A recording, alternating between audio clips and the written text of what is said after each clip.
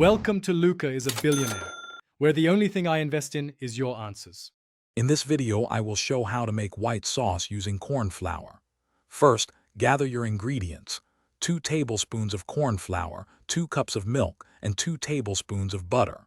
You will also need a pinch of salt and pepper for seasoning. Make sure you have a medium saucepan and a whisk ready. These simple items are all you need to begin creating a delicious, smooth white sauce for your favorite dishes. To start, melt 2 tablespoons of butter in your saucepan over medium heat.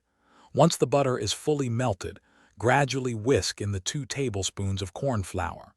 Continue whisking until you have a smooth, lump-free paste, which is your roux. Cook this mixture for about 1 minute, stirring continuously. This step is crucial for developing the flavor and ensuring a smooth sauce later on. Now slowly pour in the 2 cups of cold milk, whisking vigorously as you add it. This constant whisking prevents lumps from forming. Bring the mixture to a gentle simmer over medium heat, still whisking regularly. Continue to cook and stir until the sauce thickens to your preferred consistency. It should be smooth and creamy, perfect for coating your spoon.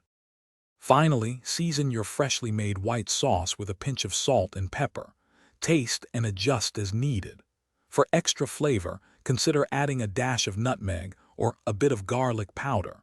This versatile sauce is now ready to be used in casseroles, pasta dishes, or as a base for gravies. Remember to check the description for a link to the Owala water bottle and other great deals. Enjoy your homemade white sauce. Thanks for watching and please subscribe. It's the best investment you'll ever make.